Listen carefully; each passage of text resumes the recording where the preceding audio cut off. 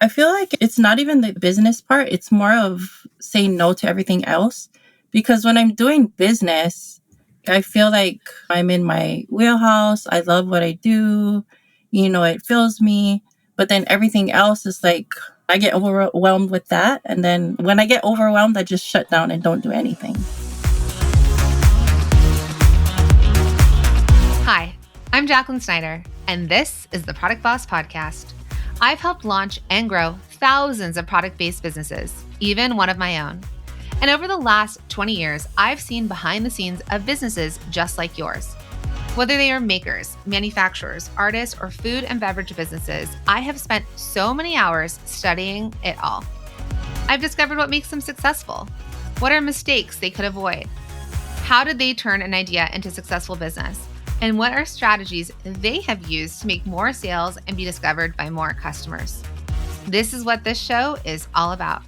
Whether you're just starting out or you're looking to become $1 million product boss, I'm here to give you the permission to chase your dreams, no matter how big or small. All you need is the right mindset, a little courage, strategy, and support, and you too can be the next $1 million product boss. Let's do this.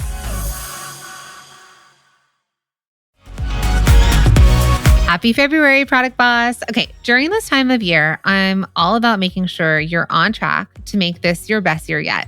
And it all starts with making sure you have the right tools at your fingertips. That's why I'm so excited for you to check out Sales Hub from HubSpot, an all-in-one platform built with the tools and insights you need to communicate with your customers, create reminder tasks for your deadlines, and lean into the data when it comes to focusing on which products you should market next. Now, I know you might be thinking, okay, but how much is it going to cost? And I'd be asking the same thing, but guess what? Sales Hub is free to get started on. Plus, you can be up and running in just minutes. With Sales Hub, closing deals is no big deal. Head to hubspot.com/sales to try it for free.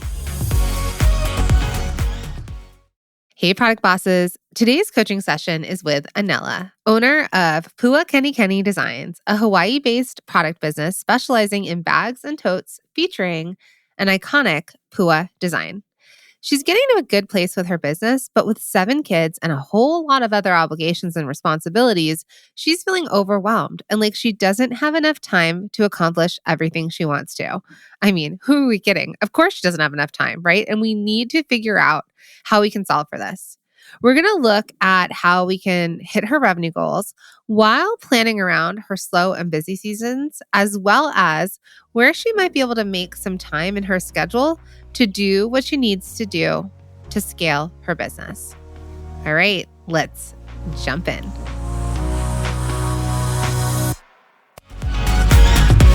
It's podcast recommendation time, and this month I am obsessed with the Hustle Daily Show, hosted by Juliet Bennett Ryla, Rob Litterst, Ben Berkeley, and Mark Dent.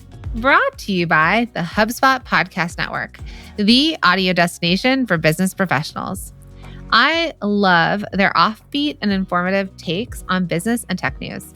In one of the most recent episodes, they dive into how the pink Stanley tumbler rose is dominating water bottle sales, thanks to internet fame, even though Stanley itself is a 100-year-old company. And now you know that I've done an episode on this, and I am obsessed with the Stanley story. So this goes even deeper into the tumbler rose color. Now, as a product boss, this is the perfect example of what can happen when you find and lean into a marketing strategy that works for you.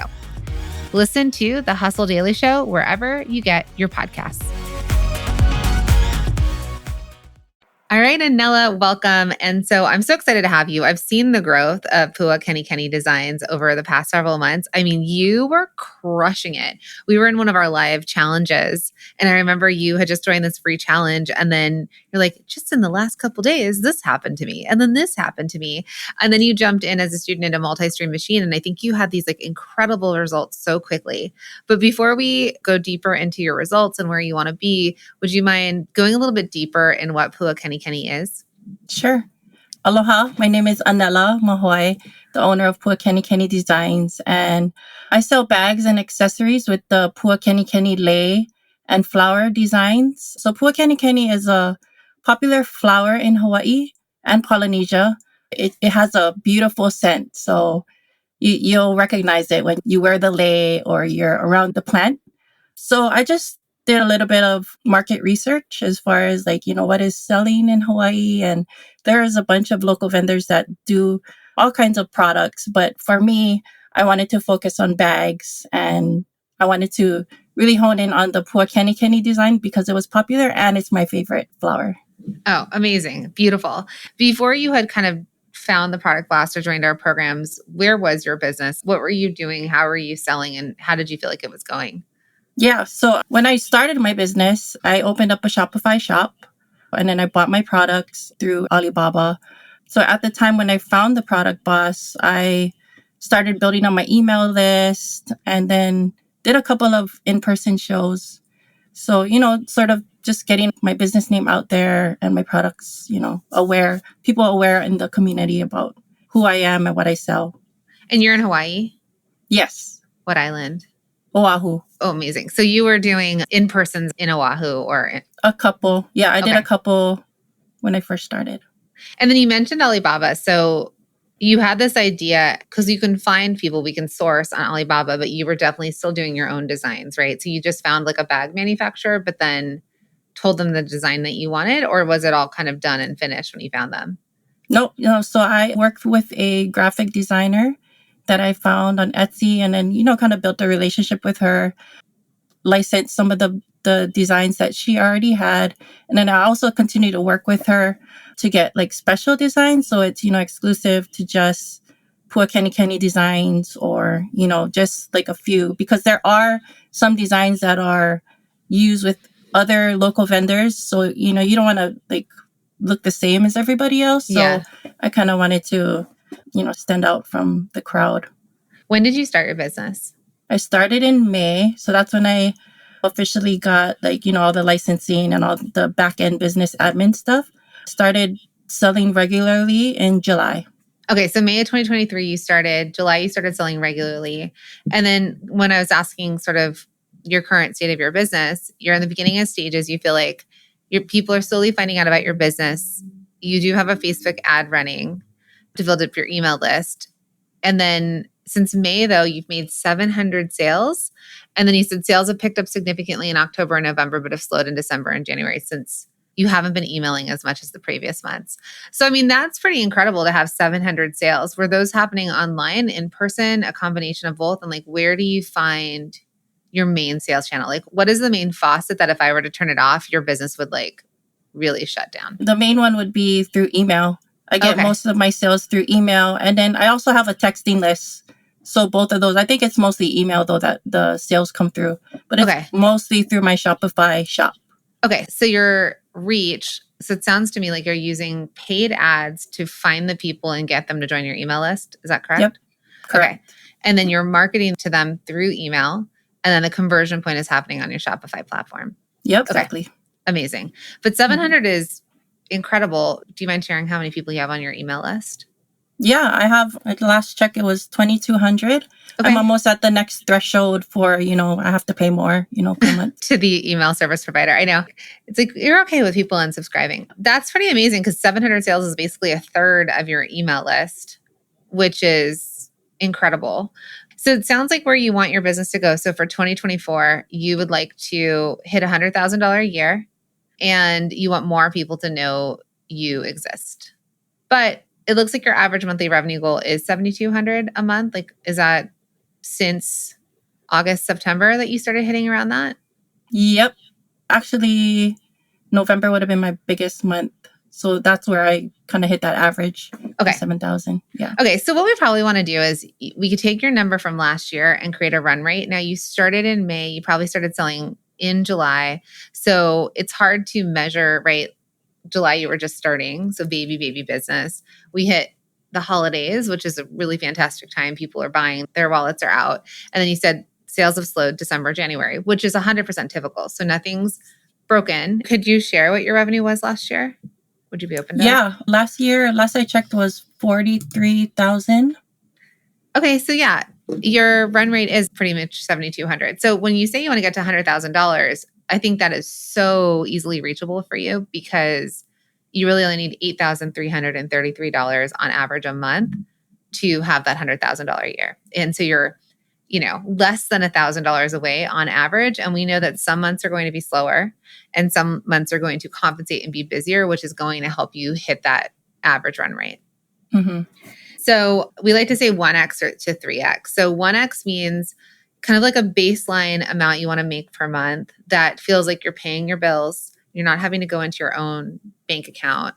You're able to pay all the things that we need to pay for. You're able to, reorder stock if you need to reorder stock, keep the lights on, and then let's say pay yourself. I'm not sure if you're paying yourself yet, or if you have a team. But what would you say like your baseline goal is? And then I know we can get to the higher amounts. So what do you need to make?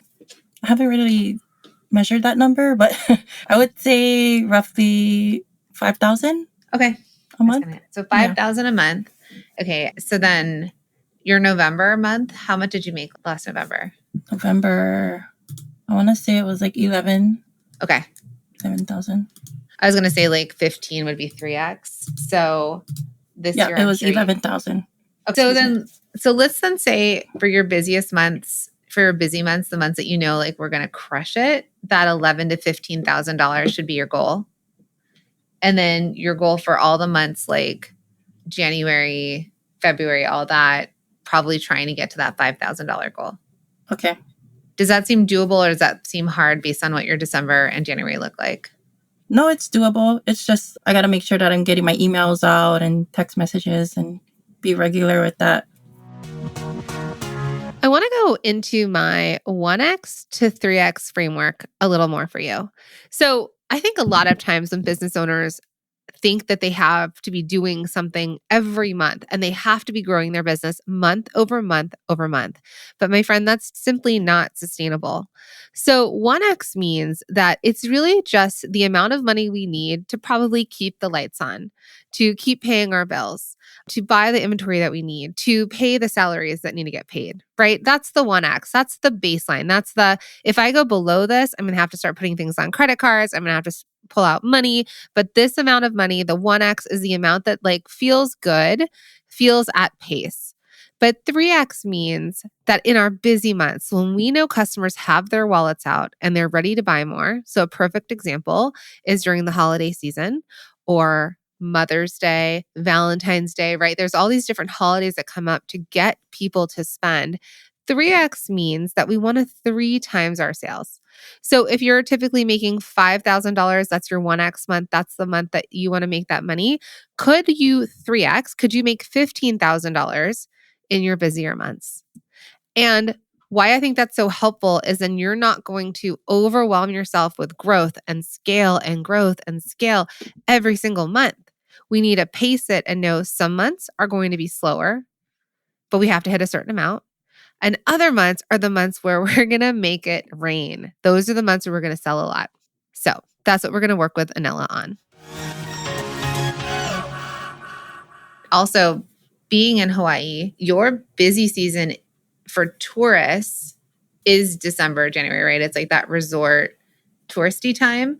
So for next year, knowing that maybe online sales and local sales might slow down, tourists come in, at least when the world's not frozen and they can make their flights. Because there's been a lot of issues with that. Right. But, I know that when I was selling swimwear and I have some students on the islands, we knew that resorts, because we're going to jump into talking about wholesale, but knowing who is buying more significantly for those months, knowing that they have customers coming in. Right, right.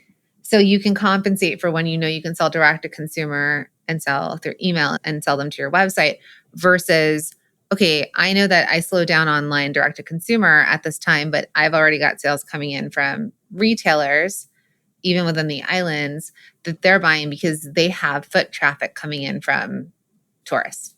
Right. Does that make sense? Yep, that makes sense. And I also wanted to reach the market. I know there's a lot of local people that live on the west side or the west coast, right? Mm-hmm. Washington, Oregon, California. So I did want to reach that market, but that's been kind of slow. I think we're going to have to test and try because your product is very Hawaii, right? With the Puakenikeni Designs, with the flower. it is definitely something that people attribute to when they're shopping there. But just, talking about a brand that makes you feel like you're always on vacation, Tommy Bahama is a brand that branches out. It's almost like vacation all the time. So he doesn't live on an island. He actually is landlocked, but he'll always wear like a Santa Claus Tommy Bahama shirt. So it's like Santa in a the convertible, islands. in the islands with palm trees, right? So I think that there's this idea as you're starting to branch out and build your business, thinking about it as a brand and like, how can you take the islands with you or like the Hawaiian Islands with you, no matter where you are? So it might end up shifting and changing and evolving. We're not there yet. You're less than a year old as a business. You obviously have a lot of responsibilities. So you still have a full-time job. It looks like you volunteer for the church. You have 2 babies and an older kid, just a lot of stuff. Like you feel like that heavy burden on your shoulders. I have 7. 7 children? Yeah. Oh my goodness. And you look so young and so chill. Yeah. Okay, so you've had 7 babies. Yeah. All right. So 7 kiddos. So to say you're overwhelmed with responsibilities, that makes a lot of sense. Mm-hmm. So I know you want to talk about wholesale because wholesale is great because it's something that you can do once, you can deal with the buyers, and then it's not that everyday situation like direct to consumer where an order comes in or the everyday launching. But is there anything I can support you in when it does come to you're overwhelmed? Like, how can I help you with that? I mean, I've tried time blocking. That worked for a while and then it doesn't, and then getting up at 3 a.m, that works till I'm like, zombie. But no, I think just the support from like the groups and listening to the podcast, that helps a lot. Like just the encouragement, that helps. What's your biggest bottleneck though? Like what's the thing that you feel like gets in your way the most when the overwhelm starts to kick in? Like what is the stuff that you feel like I need to be doing for my business and it relies on you and you're like, but I got these kids and this job and all the other things that I need to do. So where do you feel like your bottleneck hits? I feel like it's not even the business part. It's more of saying no to everything else. Because when I'm doing business, like I feel like, I'm in my wheelhouse. I love what I do. It fills me. But then everything else is like, I get overwhelmed with like, because I coach volleyball too.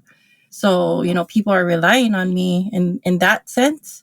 And then I get overwhelmed with that. And then everything, when I get overwhelmed, I just shut down and don't do anything, Totally. Yesterday, I was like an inch away from crawling into my bed and like curling up into a ball and being like, nobody find me here. Yeah. I was so overwhelmed. So what can we take off of your plate? So out of the stuff that you're doing, the things that you need to do versus you've been doing, but now you've started a company that you want to grow. And I'll say that the most impact you can have is getting this business making, like you said, that 100,000 and 200,000 and 300 and up from there or wherever you want to grow it to, because the impact that you can have by making money in your business and having profit that then, for example, I know that you do communications work for your church.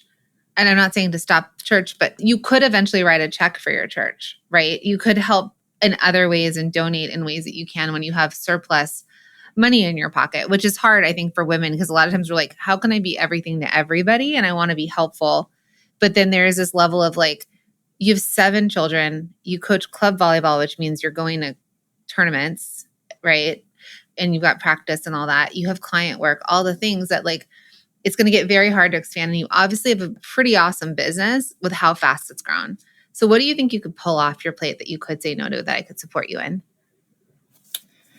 You put me on the spot. Sorry.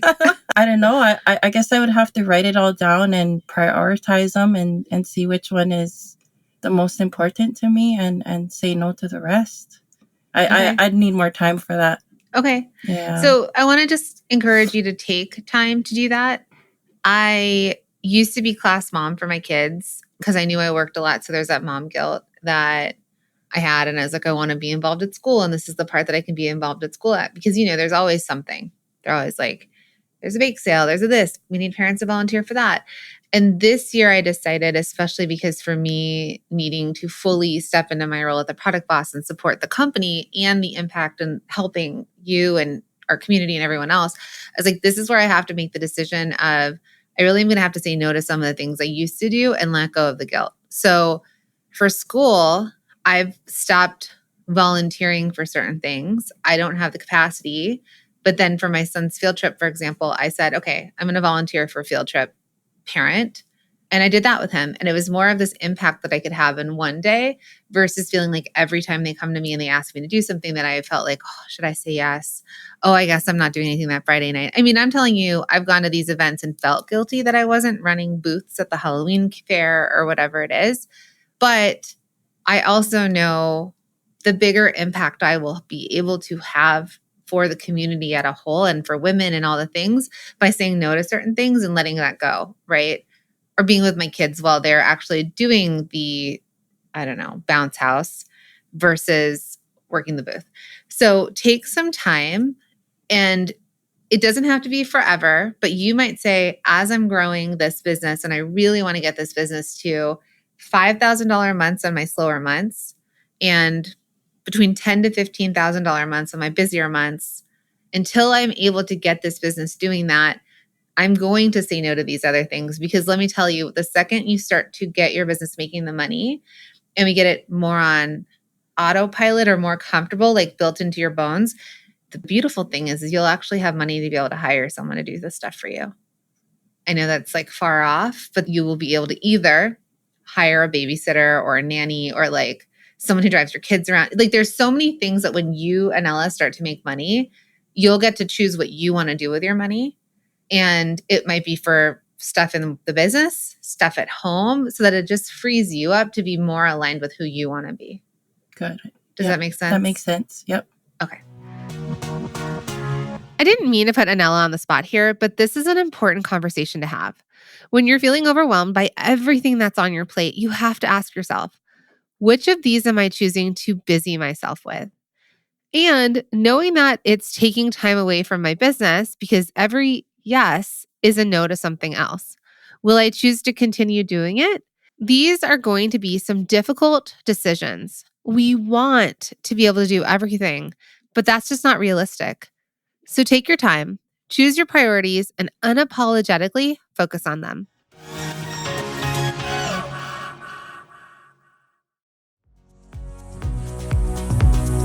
Hey, product boss. Okay, so we all know that building a product-based business isn't easy, is it? But here's the truth. It also doesn't have to be so hard. In fact, when you have the right systems and support in place, you can skyrocket your sales and finally create the product business that fits your life and your lifestyle. So that's why I'm so excited to announce that the doors to Multi-Stream Machine are officially open, and we have a killer $500 off discount for a limited amount of time. So if you're a product-based business owner who's ready to build a sustainable and thriving business that can support itself and pay you the salary that you deserve, and if you want a clear roadmap that shows you exactly how to create a plan to sell more so that you can stop guessing and start knowing, I want you to know that this program is in place and you can go through this course at your own pace. And my friend, your satisfaction is guaranteed. Our thousands of alumni can tell you there's no other program like this for product-based businesses in the world. Now, I've taken my 20 years of experience in building product-based businesses, including my own business, which we've created this completely turnkey system to help you scale your business and create the revenue you've dreamed of. Or if you're looking to get more customers, right? Customers to find you easily and to buy from you. And I want to do all of this without you spinning your wheels. And also, I teach you how to do this without being stuck on social media or spending money on paid ads. So that's why you're going to want to head to multistreammachine.com and grab this really special limited time offer, and I'll see you inside.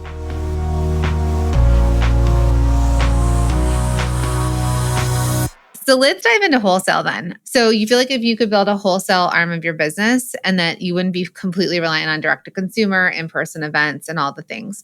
So have you tried selling wholesale yet? Not yet, but I did reach out to my email list to give me, some of the places that they know of, like boutiques and gift shops, because I have customers that are on the outer islands and they ask me like, oh, do you have a shop and stuff? So I say, no, I don't. But if you can recommend places where I can put my products, And they respond? Yeah. So I have several places that I can reach out to. And in terms of your production and the product that you have made, because I'm going to back it up into understanding your design, pre-production, production phase, because when we sell wholesale, we need to know like what product we have to sell to them and can we keep up and ship when we say we're going to ship. Because if you're considering wholesale, the worst thing you can do is take an order and then not be able to fulfill the order. The thing about you versus some of the makers in our community and stuff is like, you know, a jewelry maker, they might get a wholesale order and then spend the next 2 days all night awake beating the bracelets that store ordered, versus you and a lot of our community that they manufacture somewhere else. We either have to be working in one of two ways. Either we're working ahead of season, which is what I'm more typically used to, where there would be a phase of time where I'm going and I'm selling. It's usually about 6 months ahead of time that they're buying. So in September, when we all hear about September Fashion Week, the whole point of it is actually presenting to the buyers for buyers to buy for the stores. That's actually why there's runway shows.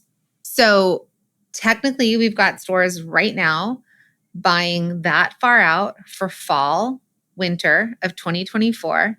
But we also have buyers buying immediates, and immediates means they can be shipped within like 2 weeks to the store. So it's like what's available versus ahead. So if we jump to thinking ahead, what would be amazing is, let's just say your brand was a little bit more established. And we teach this inside of Multi-Stream Machine. And I know you're a student, so you can jump into that module. But people have line sheets. So basically, like, you would have your designs, you'd have your new prints and your colors and your bag shapes and samples. And in these months, you would be, let's say, calling up stores and saying, hey, we're taking orders for fall, winter 24. Here are the line sheets. We've got some samples if you want me to show them to you. And they would write an order. They would sign that order. It's a purchase order. And then what's cool for you, Anela, is then you would then place an order with your manufacturers wherever they are, in China or wherever. And you would know, okay, I usually make, I don't know, let's just say 100 of this bag in black that I know I can sell to my customers direct to consumer. But then I have stores that have ordered 50 more of them. So maybe now I know I can place a 200 piece order because I have 50 assigned to stores, 100 to my boutiques, and I'm going to buy some extra if they have reorders or if I sell more than I expected. So what's cool is you're not actually just guessing a number and having to make the product, but you have orders against the designs. So you know what's resonating with people early or not. And then you go into production, it comes in, and then you're ready to ship it in the fall. Does that make sense? Okay, so that's like the typical way. That's the way I worked within fashion, accessories, and apparel. Then we have the new way. I sigh out because it's very hard for businesses to function this way. So let's say I was still running my business like that. I would still have immediates, which means I would still have product on hand that if I wanted to sell to a store and say like, hey, I can ship this to you in February or April or May. I have this product. It's called Open to Sell. And you might know you have 25 of this black bag available. And you might be contacting stores and saying, I have 25. So let's say 5 of those stores buy up all of the 25 and you're going to be delivering them throughout the next few weeks. Then they're done. They're sold out. That's open to sell. And then the other way that I see a lot of our students and community and product bosses functioning is they're using platforms like Fair, for example. And I know we talk about this in the program inside of Multi-Stream Machine, but Fair has kind of turned into the Etsy of wholesale.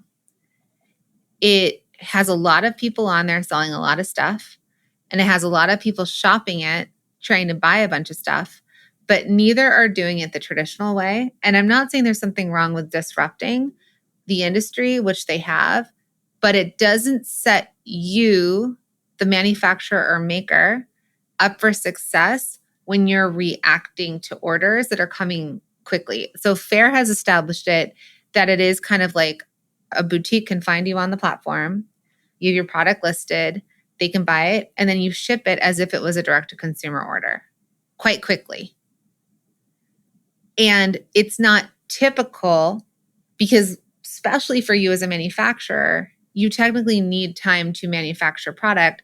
And if you sell the stuff to boutiques at half price, let's just say at like wholesale price versus retail price, if you're busy and you're at a tournament and you get an order, it feels like, oh, I have to send this out like immediately and get it out. And that's not as sustainable long term.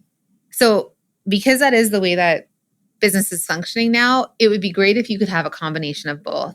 I really don't want my students building on this sort of like oh, this is going to come out of nowhere and oh crap, like I have to have all this product on hand, because the other side of like having all this product on hand is it's cash on the shelves and we don't know that it's going to sell.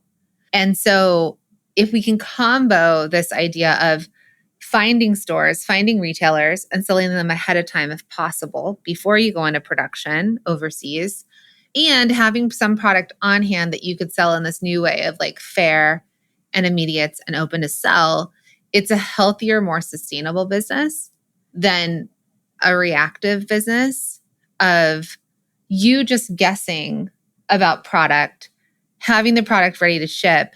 And what if like out of the bags you have, one you think, oh, that's going to hit, it's going to be amazing, and you order a huge amount of them and nobody buys them. That's how you get stuck with product on hand.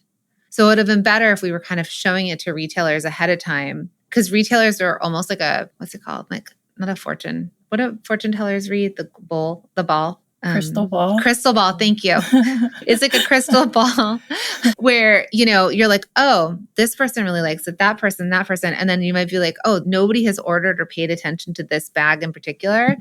Maybe I dropped this bag and I don't even go into production on it because nobody actually wants it. And it gives you this crystal ball information earlier versus you taking your money and having to hit these minimums and then sitting on product that people don't necessarily want.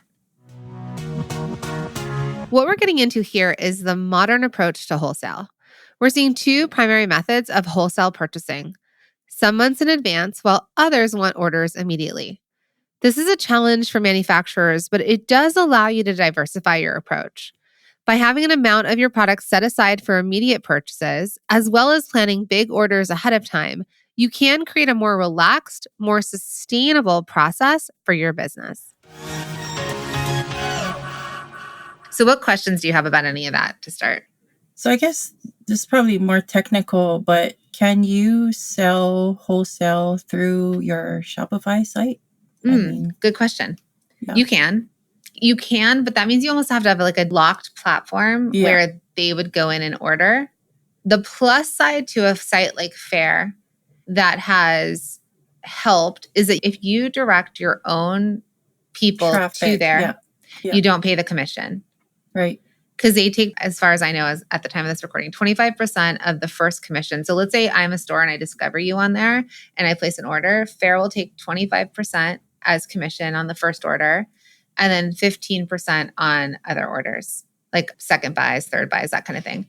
And that's okay because I've worked with sales reps and reps charge like 15% sales commission, but you're usually also paying showroom fees and travel fees. So that initial 25% that they're charging at the front isn't terrible based on the acquisition of the customer. But if you direct your own traffic to Faire for the transaction, you're not paying that. So you could actually still have the transactions happen on a platform like that if you want. Otherwise, there's like a little bit more of a build out if you're going to do it like with a locked platform that retailers get a password. They log into like a wholesale side of your Shopify site, and then they have to buy in certain minimums and then they check out. The other thing I want to tell you is that a lot of times buyers don't pay the second they order. They pay when it gets shipped to them. So if it's an immediate, they'll pay because they know it's on its way. But let's say you are taking orders and this is something someone wants shipped to them in May. Technically, we don't charge them until May when it's ready to ship. Shopify is kind of like a next level if you want to do your own wholesale on there. And again, it's inside of MSM, so you can go watch this part. But I teach you how to make your line sheets. There's templates in there to make your line sheets. And then you could have a hidden URL, which I talk about in there, where they can visually see the line sheet. And then if they want to buy, they click over. But wholesale does take a little bit of relationship building and salesperson stuff for you to get that conversion to happen. How do you feel about the idea of Faire as your transaction portal? I feel like I want to catch them before they find me on Faire on their own, you know? Yeah. No, you can. Yeah. But if I can direct them there and then, you know, that takes care of the whole back end process and makes it easier for me, that's great. Yeah, that's what I would say. So I don't love being reactive or sitting around waiting for people to find me. It's like not built into my DNA. And I teach you this in the program, but we can dig into this, is I love what you've done in terms of asking your customers where they shop, because that has now created a store list for you. And then knowing local shops or stores that are on your dream list. And you can create a top, let's say you do a top 100 of retailers that you'd like to sell to. One thing is you don't want to have two shops on the same street. If it's a very long street, like miles and miles and miles, sure. But if they're covering the same neighborhood, really only one store should be getting your product. Otherwise, they're competing. So you probably want to do your top 100 of stores. And then you probably want to do your top of those. Like, one main street in a neighborhood, and you're like, that's the store I really want to be in. If I don't get into that store, then the second store is the store I'm going to approach. Okay. What if there's a store, a gift shop, but it's in my community? And I also have order pickup, so people can order online and they can pick it up from my house. So. I mean, it's up to you on if you think how much of your business is order pickup. Like small? Yeah. 1 out of 10. Yeah, don't worry about it. If they still want to do order pickup and connect with you, eventually you may end up being done with that. So if it's a store in your community, start that relationship, right? Because they have foot traffic. Yep. And people like to see and touch and feel, 100%. Before they buy. So yeah, and handbags are almost like, same with jewelry. You try on a handbag and you walk up to a mirror to see what it looks like on you. Because first you look at it and you're like, oh, this is nice. And then you walk up to a mirror and you put it on your shoulder and you're like, oh yeah, this is cute. So that's not a big deal. I think sell to that store that's local. It shouldn't compete. It should be fine. And you could be very honest. Like, sometimes people might want to pick them up from me, but it's more because they picked local pickup, not because they're not shopping there. Yeah, because they don't want to pay for shipping. Yeah. Like, I will drive 3 hours so I don't have to pay that $7.99. It's a good thing our island is small. I know. So I think I want you to go like a top 100. We need more leads. We need more places to start from to whittle it down to the percentage of people that are going to buy. So we have to always scale our number into like more ideas, more leads, because like 1 to 3% might end up buying out of 100. Hopefully we have like a higher conversion than that. But if you think about your email list, for every like 100 people on it, you'll know what your conversion point is for how many people it takes to get in front of for them to buy it from you. I mean, you have a pretty amazing number right now based on your email list, but you're selling in other ways too. So let's say you start with that and you start with these stores. I would then do your investigation into these stores and decide, do they feel like the right fit? You may visit them locally. You may check out their website. You may check out their Instagram and take a look. Can you see inside the store? If they have a website, it might show you the products that they're selling. And you would want to make sure that it's got the right price point associated. Because let's say it's a very, very expensive store. And how much are your bags on average? Between 50 and 75. Okay, so under 100. So let's say you go somewhere and all of their bags are $250. Well, it may not be the right fit because they're going for a different kind of customer. Or you contact someone and all their bags are $10, $15, same idea. And you're like, well, my stuff's going to be really expensive. Why would it sell well here? So you kind of want to find places that you're like, the right ideal customer is going to be buying a $50 to $75 bag. Whatever else is in that boutique, it feels aligned with the customer and the price point. So people are going to give you their input on stores, and then you're going to do your due diligence by searching the internet. I've even found the inside of stores on Google, how you can search a store on Google and then people will show photos of like the store. They might show inside the store. And then once you're kind of familiar, like, oh yeah, this would be a great store. I've looked up these other brands. They're kind of aligned, or their price points are same kind of customer would buy, I don't know what they're having in there, jewelry or candle or stationery or whatever. And then they would also buy my bag. Then I would go watch the module, because I teach you how to contact stores, how to find the stores and contact them, and what to email them, and how to create not a cold call, but a warm call inside of it. This is something that's like everything that I did to build my business and to build other people's businesses that will work no matter what sales platforms exist or don't exist. But I want you to start with that top 100 and do your market research to it so that you can decide, is this the right store? Then I'll teach you inside of the program, which you already are students, you can get that info on the how. But what I want you to do and what I want everyone to do, and that's why I love what we teach inside of the program, is that I want you to look like $1 million business before you've ever reached it. So really coming at it professionally. I've had students say I approached the store, I booked the store, and they were so impressed because not a single product business has come to them at this point the way that I approached them. Because we've kind of turned into a little bit of a lazy society. We're hoping that all these apps and platforms do the job for us. But wholesale is still a relationship type business. It's a one-on-one relationship.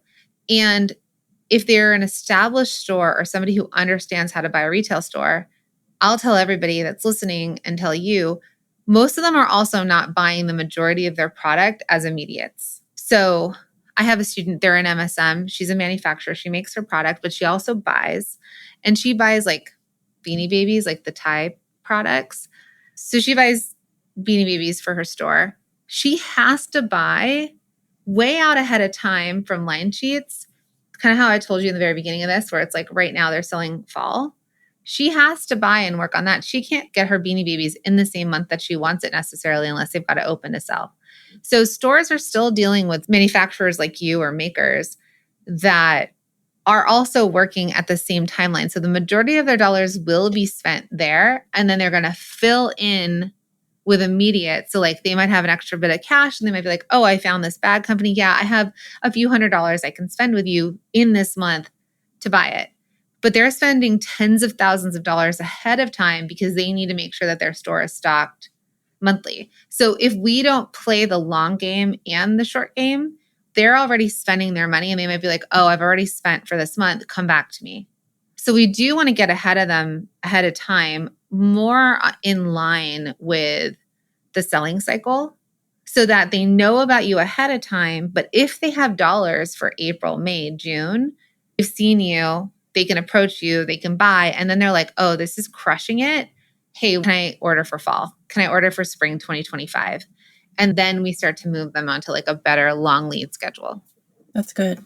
I kind of want to get in their ear earlier in the year rather than later, because I want to be a part of that first $1,000 or whatever that they have to spend. Yeah. They're the same as you and me. They're also running small businesses and they also have budgets per month of what they can spend on getting product into their store, because they're the same exact thing as product bosses.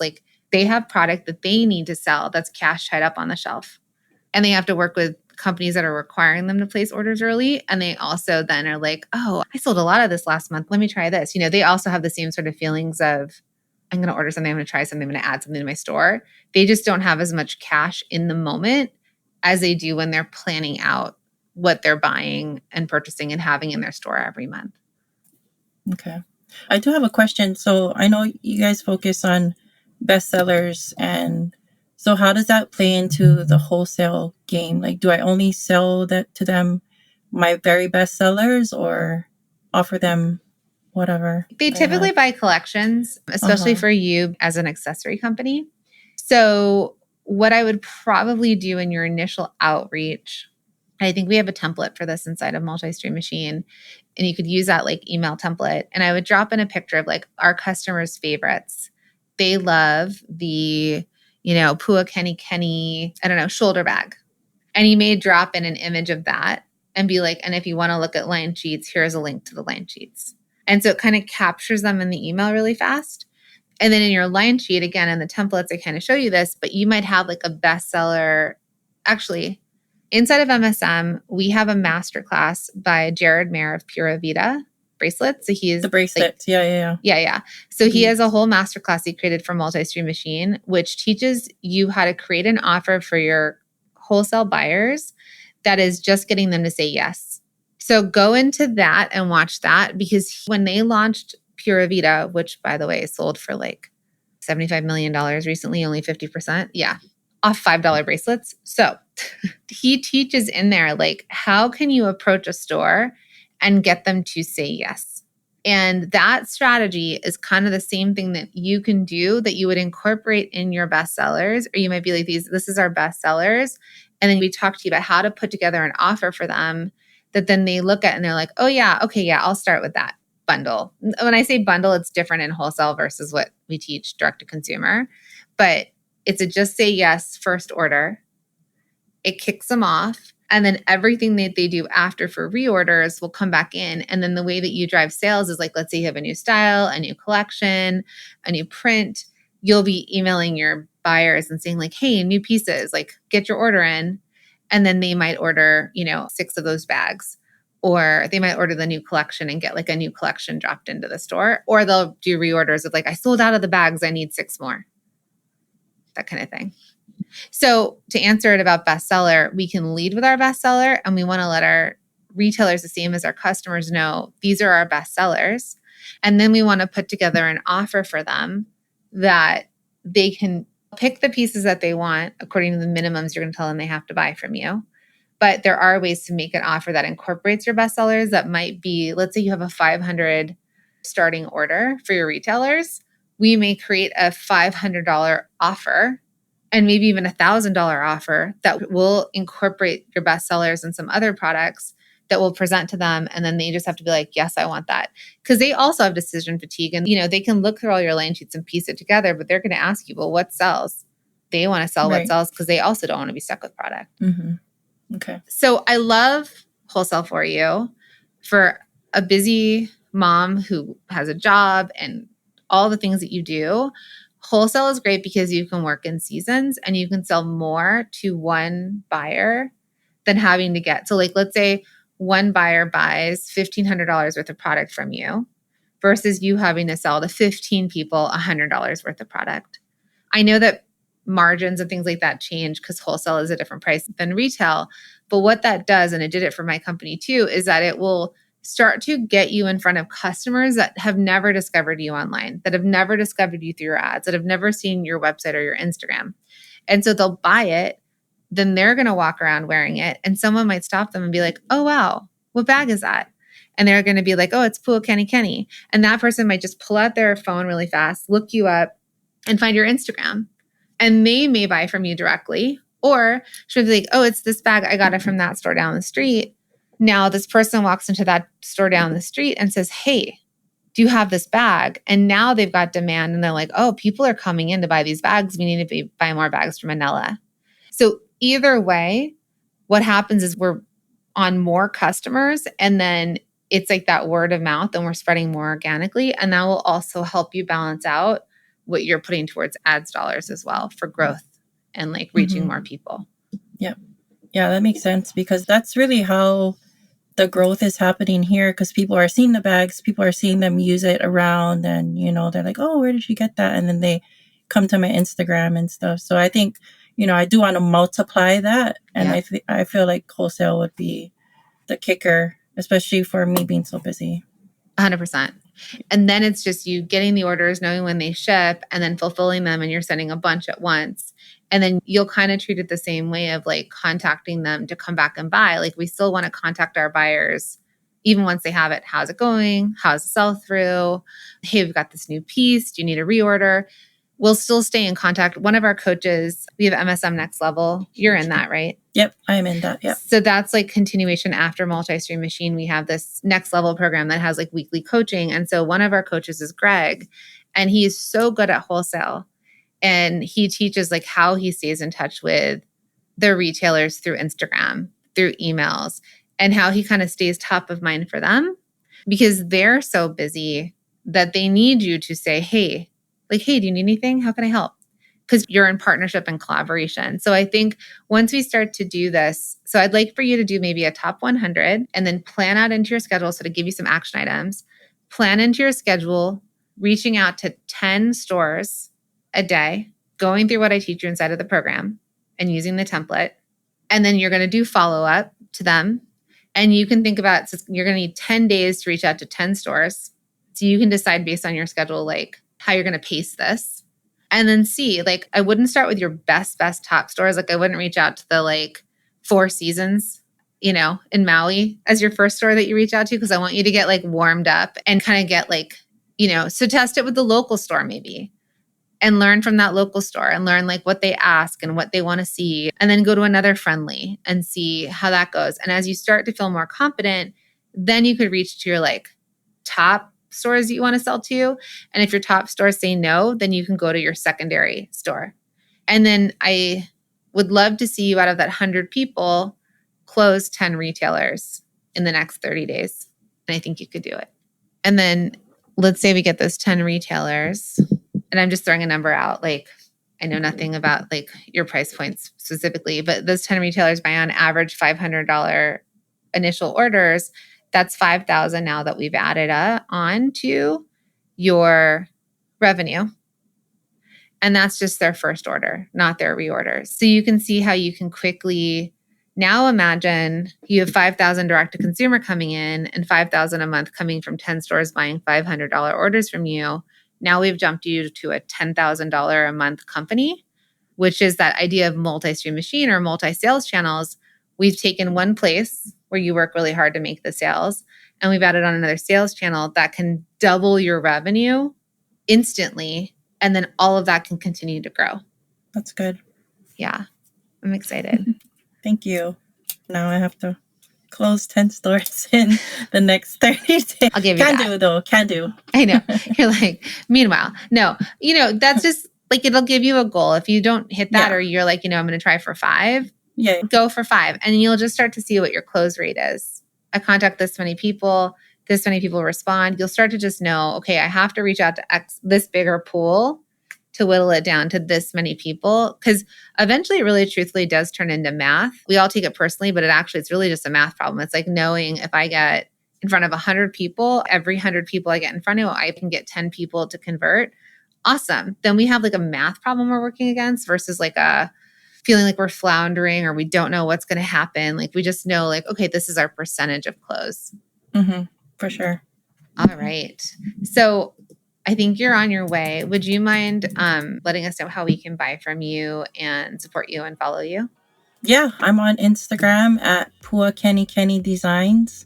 Amazing. We'll put that all in the show notes as well so everyone can just click. Okay.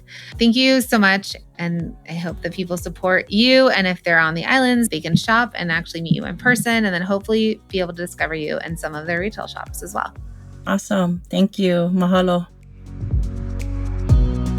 Anela's on track to hitting her revenue goals. In fact, before she became a student inside of Multi-Stream Machine, I don't even think that these were realistic goals that she could have ever even dreamt of.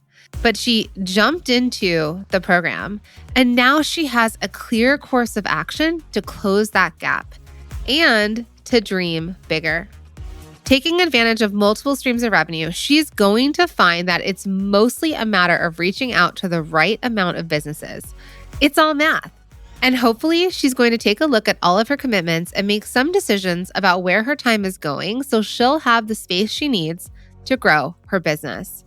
Running a business, especially in the early stages, is time consuming. And when you're wearing all of the hats. You may not have time to do everything you want, but you started this business for a reason. And if it's important to you, you'll find the time to make it work. I just don't want you to do it at 3 a.m. in the middle of the night. I know you have it in you, and know that I'm rooting for you and your success. If this was helpful to you, please share it with a fellow product-based business owner. I think this is such an important message for people to hear. I am so glad that you are here with me twice a week on the podcast. I love when you share it, and I absolutely love some of the reviews that are coming in. They just make my heart light up that you are really liking these coaching sessions. So thank you to all of you that are leaving reviews for the podcast. All right, I'll see you in the next show.